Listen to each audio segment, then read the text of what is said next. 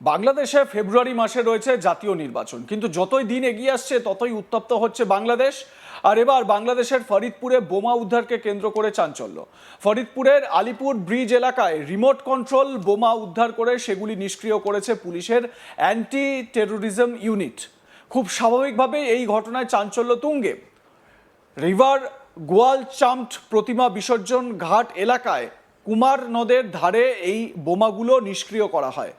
ঢাকা থেকে আসা এটিইউর 10 সদস্য বোমা ডিসপোজাল দল বোমাগুলো নিষ্ক্রিয় করে। এই বোমাগুলো যথেষ্ট শক্তিশালী, বিস্ফোরণ হলে বহু মানুষের প্রাণ যেতে পারত। আপাতত ওই এলাকা ঘিরে রাখা হয়েছে। বোমাগুলো উদ্ধার করে 50 থেকে 100 মিটার দূর থেকে ইলেকট্রিক সংযোগের মাধ্যমে বোমাটির বিস্ফোরণ ঘটানো হয়। বিস্ফোরণের সময় বিকট শব্দে প্রায় 20 ফুট উঁচুতে ধোঁয়া এবং প্রায় 50 ফুট পর্যন্ত স্প্লিন্টার ও ধাতব অংশ ছিটকে পড়ে। পরে নমুনা সংগ্রহ করে নিয়ে যায় এটিইউ। স্থানীয়রা একটি নীল রঙের স্কুল ব্যাগ দেখতে পান। তা দেখে তাদের সন্দেহ হয়। এরপর ব্যাগে তল্লাশি চালিয়ে চোখ রীতিমতো চড়ক গাছ। এরপর তারা পুলিশকে খবর দেয়। রাতভর সেনাবাহিনী ও পুলিশ মোতায়েন ছিল ওই এলাকায়। স্থানীয় মানুষের চলাচল বন্ধ রাখা হয়।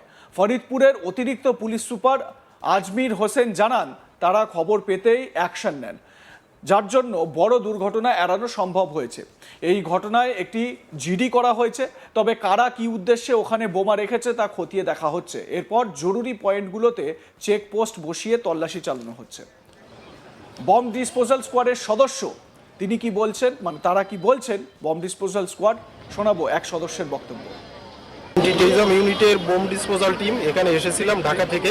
এখানে একটি শক্তিশালী আইডি ছিল যেটা আমরা নিষ্ক্রিয় করেছি। এই আইডি একটি শক্তিশালী বোমার থেকেও এটা আমরা নিষ্ক্রিয় করেছি। এটা একটা সুইচযুক্ত শক্তিশালী আইডি যা আপনাদের সম্মুখে নিষ্ক্রিয় করেছি। অ্যান্টি টেরোরিজমের বোম ডিসপোজাল টিম আমরা ঢাকা থেকে এসেছি।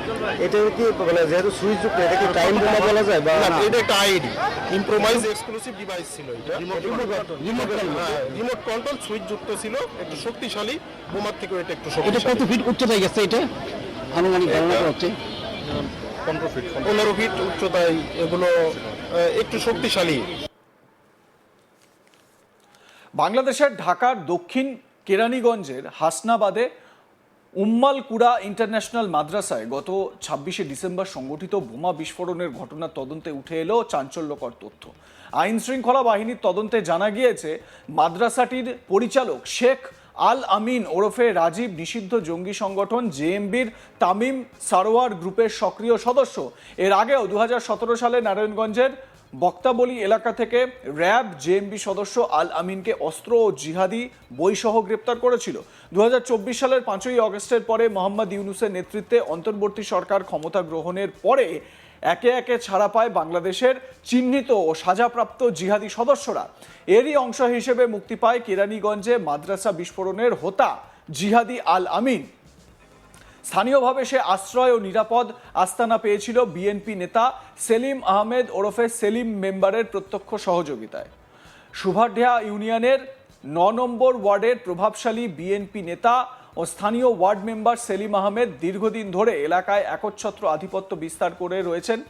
অভিযোগ, নিজের ক্ষমতা ও দখল ধরে রাখতে সে একাধিক জিহাদি বাহিনী পোষার পাশাপাশি গত কয়েক বছরে এলাকায় নিয়ন্ত্রণহীনভাবে একাধিক মাদ্রাসা প্রতিষ্ঠা করে। সূত্রের দাবি, ওইসব মাদ্রাসা প্রতিষ্ঠা ও পরিচালনায় সেলিম মেম্বারের প্রত্যক্ষ তত্ত্বাবধান ছিল।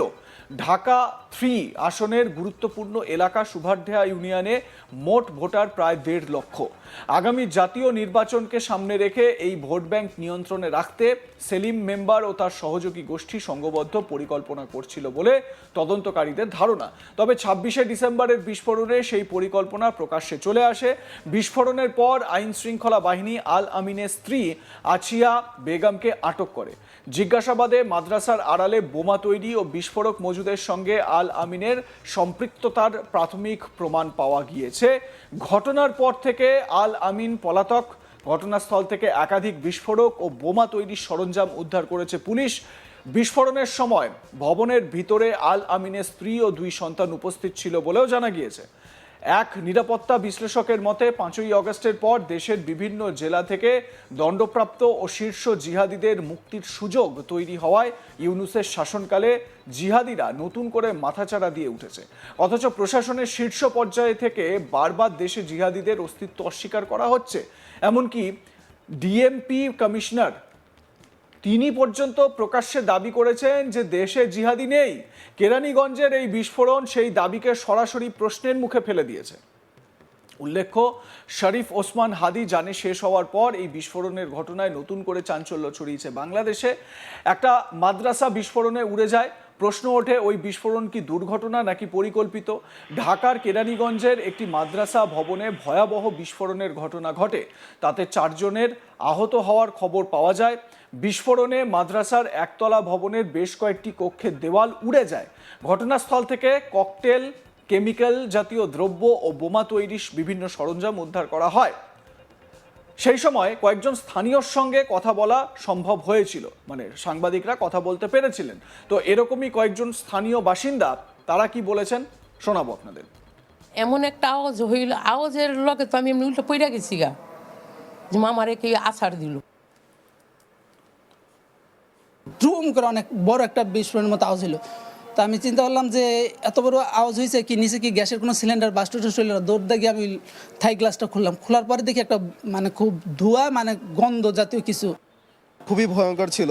মানে আমরা যখন নিচে এসে দেখি যে ওয়াল টলগুলো প্রায় ওখান থেকে প্রায় 1 মিটার 3 মিটার 5 মিটারের মতো দূরে ছিটকে চলে আসছে। গ্যারেজে আমার সিএনজি আছে, সিএনজি কাজ করতেছিলাম, মিস্ত্রি দিয়ে কাজ করাইতেছিলাম। হঠাৎ করে বিকট আওয়াজে লাগলো আমাকে সহ জায়গায় ফেলাইলো। নতুন করে এই যে বোমা উদ্ধার হওয়ার ঘটনা, এই ঘটনায় কিন্তু স্বাভাবিকভাবে একটা চাঞ্চল্য। এটিইউর 10 সদস্যের বম ডিসপোজাল স্কোয়াড বোমাগুলি নিষ্ক্রিয় করে। এই বোমাগুলো যথেষ্ট শক্তিশালী বলে জানা যায়। বিস্ফোরণ হলে বহু মানুষের প্রাণ যেতে পারত। আপাতত ওই এলাকা ঘিরে রাখা হয়েছে। বোমাগুলো উদ্ধার করে 50 থেকে 100 মিটার দূর থেকে ইলেকট্রিক সংযোগের মাধ্যমে বিস্ফোরণ ঘটানো হয়। বিস্ফোরণের সময় বিকট শব্দে প্রায় 20 ফুট উঁচুতে ধোঁয়া এবং প্রায় 50 ফুট পর্যন্ত স্প্লিন্টার ও ধাতব অংশ ছিটকে পড়ে। পরে নমুনা সংগ্রহ করে নিয়ে যায় এটিইউ।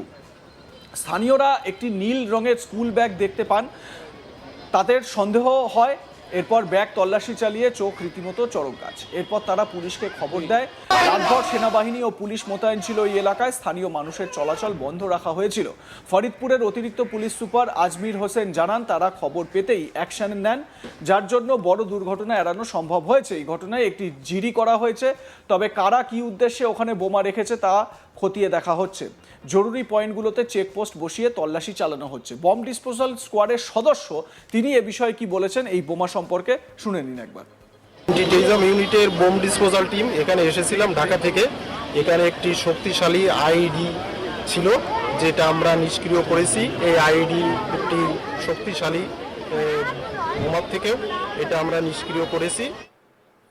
লাইক কমেন্ট শেয়ার করতে ভুলবেন না। দেখতে থাকুন আজ তাক বাংলা। সাবস্ক্রাইব করুন আমাদের ইউটিউব চ্যানেলটি, বেল আইকন প্রেস করুন নোটিফিকেশন পেতে।